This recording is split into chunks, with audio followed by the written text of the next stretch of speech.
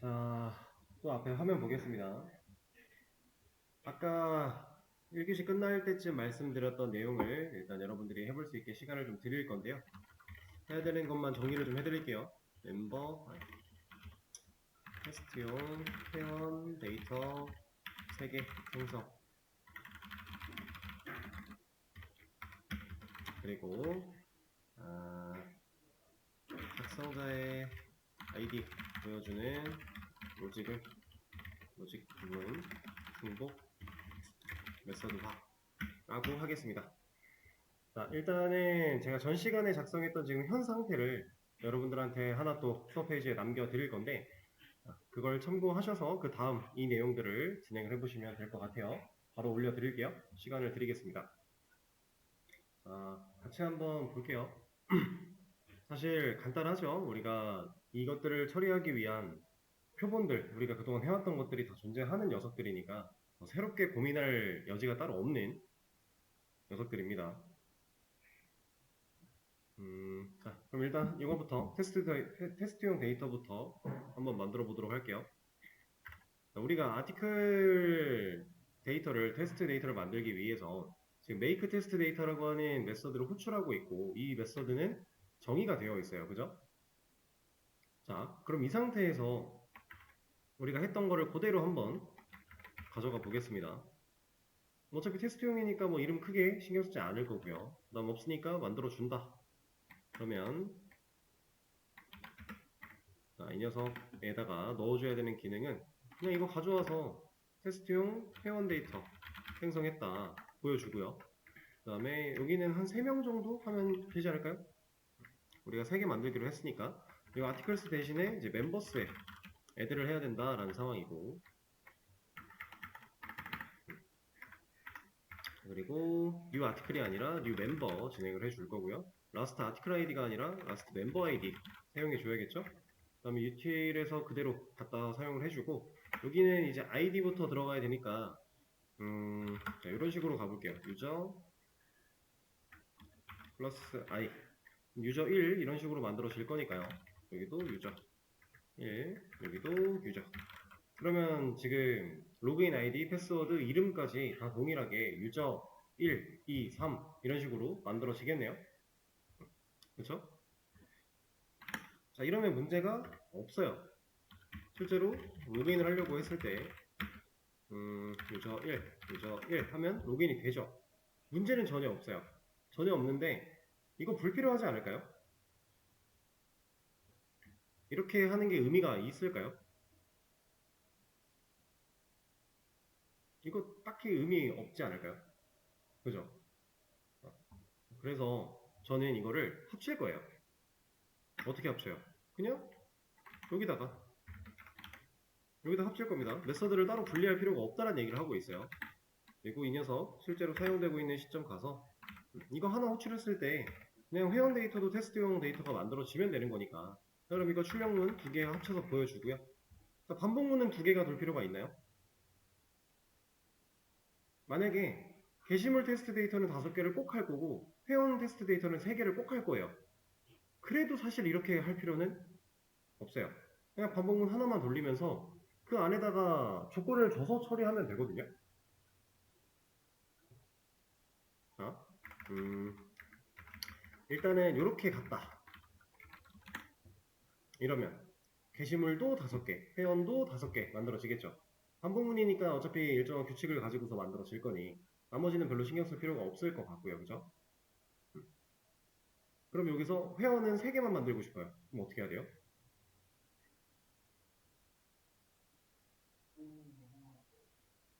반복문을 하나 더해서 뭐 그럴 수도 있고 그냥 조건을 넣어서 이 조건일 때만 멤버를 추가해 줘 라고 해도 돼요. 근데 그렇게 하려면 이제 조건문이 좀 많아지거나 할 것 같으니까 뭐 방법은 여러 가지가 있습니다. 근데 이런 방법들을 우리가 항상 제가 이렇게 하면은 좋아요, 이렇게 하면 좋습니다 라고 하면서 알려드리는 거 말고 여러분들이 스스로 생각해서 스스로 한번 써보세요.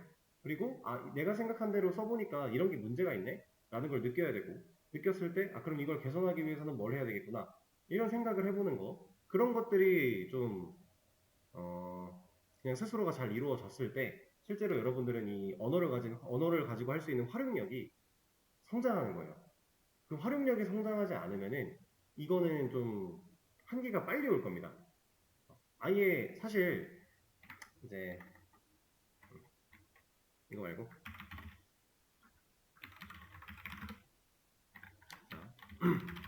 우리가 이제 뭐 자바로 웹을 개발한다 라고 하면은 웹 안에 만들어줘야 되는 기능들 필수적으로 필요한 기능들이 있을 거고 아니면은 선택적으로 필요한 기능들이 있을 거예요.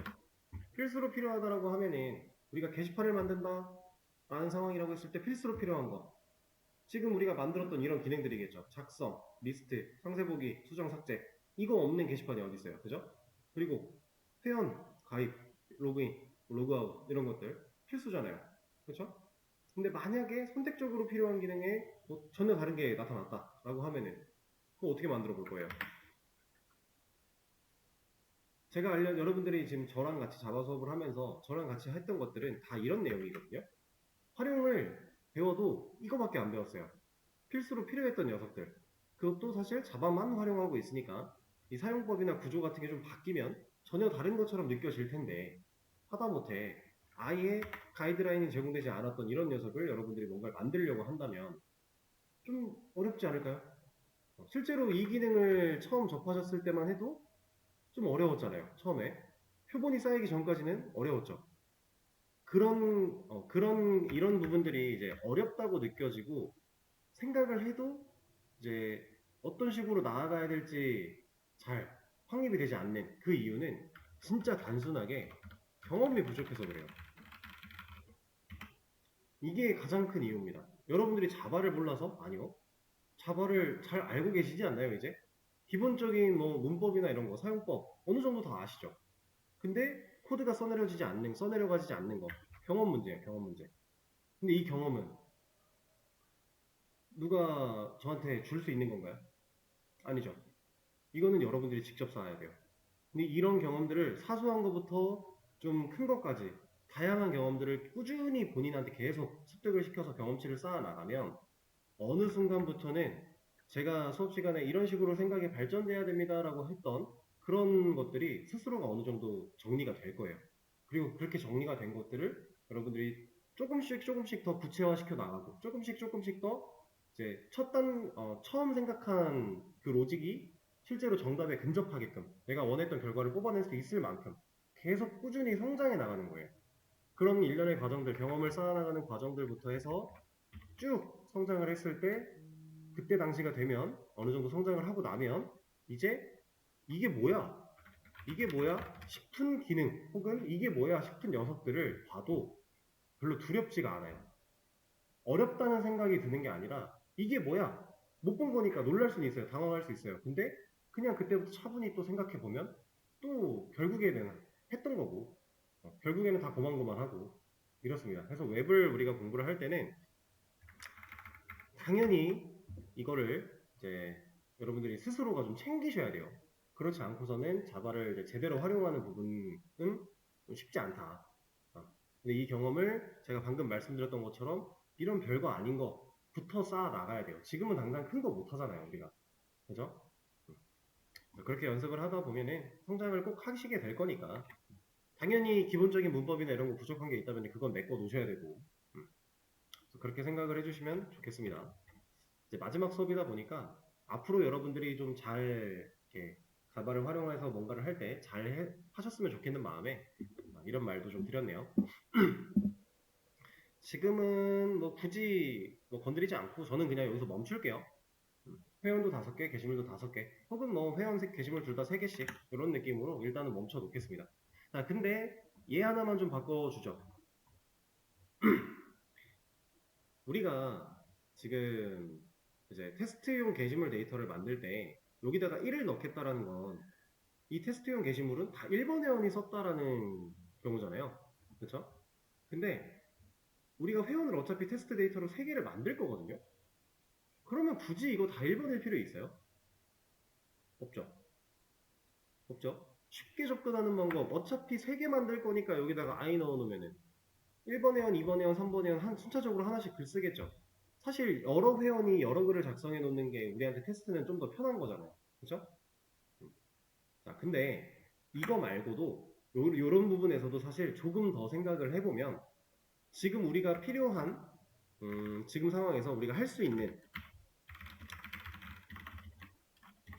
테스트용 회원 데이터가 3명, 즉 1번, 2번, 3번 회원이 존재. 이런 상황이죠. 우리가 그렇게 만들 거니까, 얘를 이렇게 만들 거니까, 그죠? 그럼 이 상태에서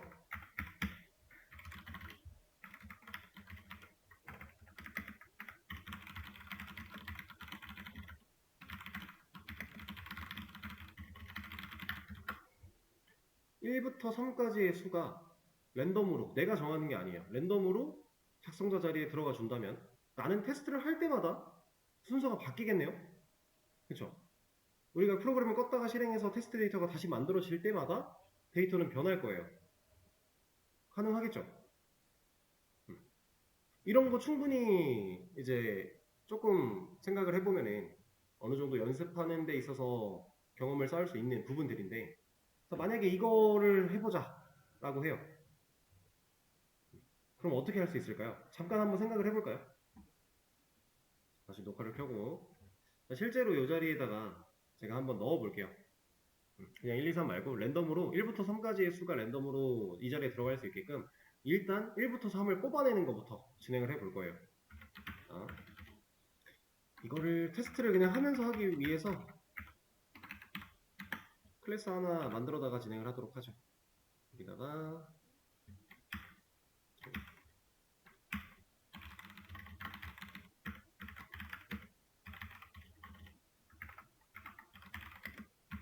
이 안쪽에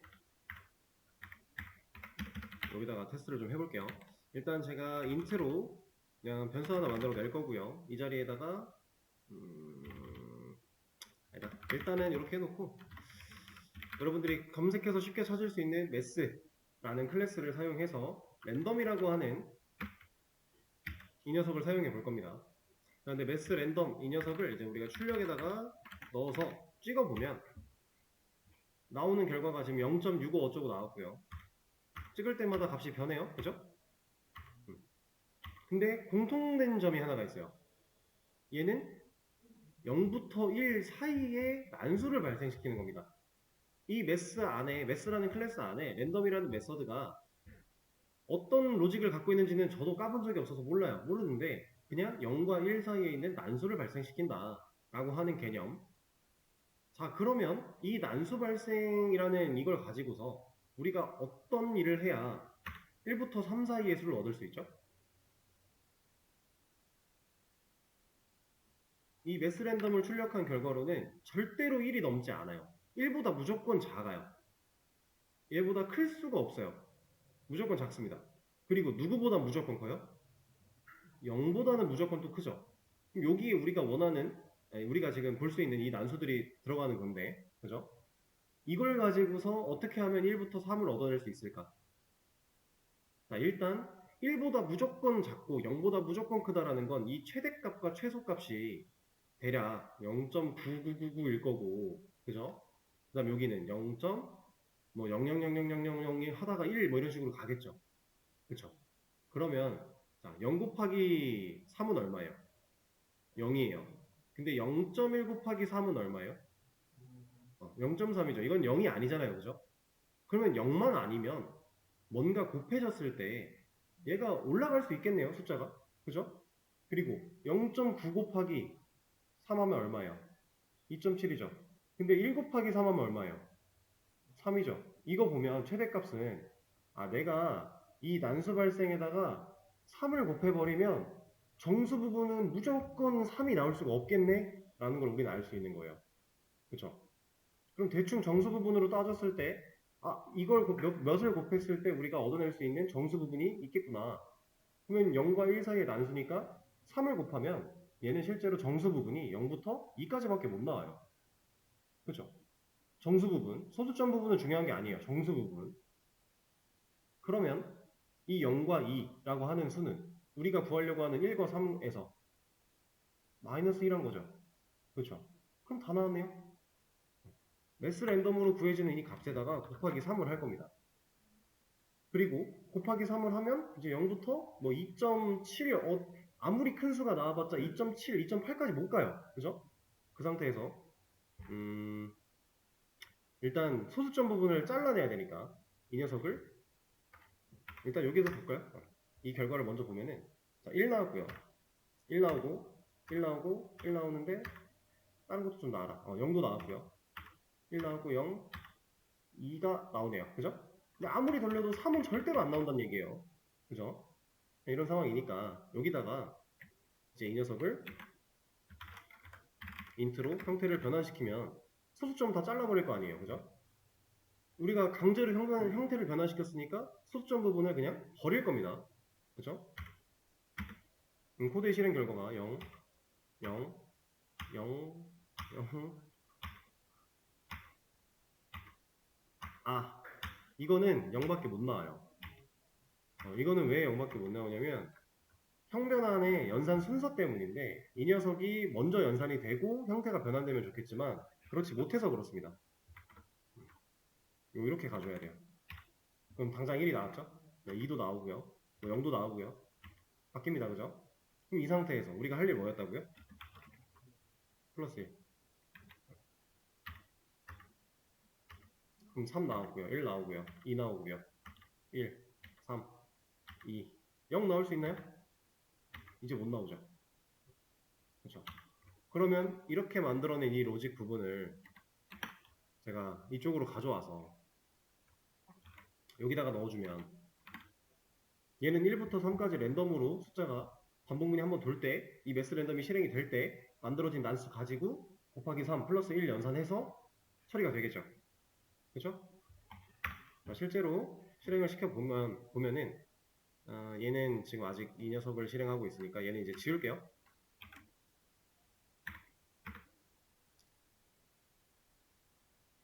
자, 실제로 우리가 만들어냈던 프로그램을 실행을 시켜서 확인을 해보면은 아티클 리스트를 해봤을 때 작성자가 랜덤으로 들어가게 된다는 겁니다. 이렇게. 또 이거는 이제 아티클 리스트를 새로 한다고 달라지는 건 아니에요. 프로그램을 껐다 켰을 때 새로워지는 거죠. 지금 2번, 3번, 3번이 쓴 글인데 이번에는 3번, 3번, 3번 이럴 수도 있는 거고. 그렇죠? 이제 테스트 데이터를 좀 많이 만든다라고 하면은 조금 더 다양한 경우들을 눈으로 볼 수가 있겠죠? 얼마든지 우리가 알고 있는 개념 혹은 그냥 상상하는 개념 이런 것들을 실제로 구현해낼 수 있는 경험을 하는 겁니다.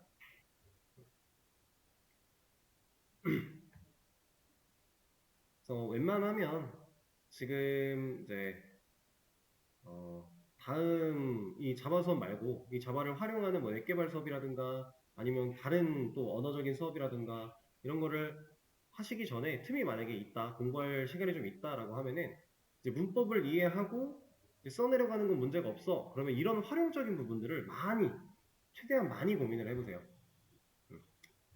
조금 여담을 한 김에 좀 더 말씀을 드리자면 제가 한때 아무것도 모르던 시기를 넘어서서 조금 이제 알게 되니까 막 흥미가 붙어가지고 이런 적이 있었어요. 길을 가다가 뭐 예를 들면 이런 거예요. 회전문이 돌아요. 자동문이 열려요. 자동문이 열리는 걸 보면서 혼자 생각을 해보는 거예요. 쟤는 어떤 로직이 있길래 사람이 앞에 쓰면 그걸 인식하고 얘를 열어줄까? 이런 걸 생각해 보는 거예요. 그러면 사실 진짜로 얘가 어떻게 만들어졌는지를 우리가 유추해내고 그걸대로 만들어보고까지는 불가능해요. 불가능한데 우리가 알고 있는 자바를 활용해서 흉내를 내볼 수는 있어요. 문을 만드는 게 아니라 어떠한 조건문에 어떤 로직을 어떤 조건을 넣었을 때 이걸 판단하고 이 판단의 근거가 이 판단이 참이라면 그때는 문을 열어 라는 걸 보여주면 되잖아요. 그런 식으로 해서 그냥 일상에서 마주치는 그런 사소한 것들을 컴퓨터 언어적인 생각으로 조금 변화는 시켜보는 그런 시기가 좀 있었습니다. 사실 부질없긴 했지만 근데 이런 경험들이 생각보다 중요해요. 성장에서. 그런 연습들을 좀 많이 해보시면은 확실히 도움이 될 거다. 그리고 이런 생각을 많이 해야 결국에 알고리즘이라는 것도 이해가 좀 더 돼요. 로직에 대한 생각, 프로세스에 대한 생각. 그게 없으면 사실 언어에 대한 지식이 아무리 빠삭하다고 할지라도 기능은 못 만들어요. 그렇게 생각을 해주시면 되겠습니다. 자, 그러면 테스트 데이터는 여기서 마무리하고요. 아까 우리 하려고 했던 게 하나 남았죠? 메서드화. 메서드화는 사실 뭐 너무 간단한 거니까 우리가 이미 표본을 가지고 있고 크게 어려울 게 없는 애니까. 자, 얼만큼 잘라내고 어디에 호출해야 돼요? 한 부분 잘라내고 변수 옆에다가 호출해 줘야겠죠? 이 변수가 원했던 값은 널 아니면 실제 작성자의 로그인 아이디. 그죠? 그럼 이거 잘라내기 하고 여기다가는 get writer name by id 정도라고 이름을 하나 지어줄게요. 그냥. 그리고 이 자리에는 인자로 뭐 넣어줘야 돼요? 아티클이 가지고 있는 멤버 아이디 넣어줘야겠죠? 이게 있어야 올바르게 비교를 할 수 있는 대상이 생기는 거니까요. 자, 그럼 이 안쪽에 잘라내기 했던 코드 붙여넣기 하고 여기 멤버 아이디를 이 자리에다가 사용해 주고요. 그리고 라이터 네임에 값 넣는 이 행위는 그냥 리턴으로 마무리하면 되겠죠. 끝. 그럼 실제로 로그인 아이디를 남겨주거나 너를 남기거나 둘 중 하나 할 거고 이것도 아래쪽으로 옮길게요. 상관은 없지만 그렇게 할 거고 이제 실제로 값을 줬다면은 들어있고 안 줬다면은 널 들어있을 거고 여기 그럼 이거 하나 복사해서 이만큼 내용 붙여넣기 해주면 여기도 끝났죠. 근데 여기는 아티클이 아니라 인자를 줄 때 파운드 아티클에서 줘야 되니까 이런 것만 신경 써주면 될 거예요. 자, 그러면 아티클 리스트 해봤을 때 나오고요. 아티클 디테일로 2번 글 보겠다. 1 잘 나오죠? 이렇게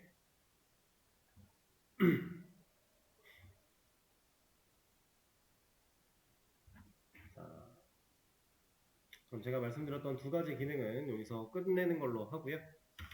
시간이 조금 애매한데 이거를 먼저 지금 말씀을 드릴게요. 이제 작성자 기능도 처리를 했으니까 작성자 부분 처리했으니까 권한 체크를 할 거예요.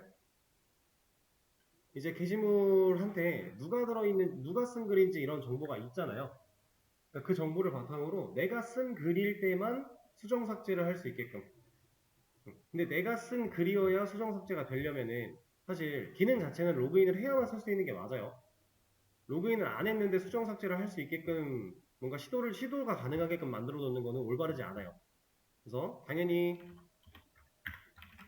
수정 삭제 기능에서 권한 체크할 건데 로그인을 해야만 수정 삭제 기능을 수행할 수 있게끔 코드를 수정해야 되고요. 그다음 실제로 권한 체크하는 부분까지 진행을 해보시면 되겠습니다. 지금 일단 해보시죠.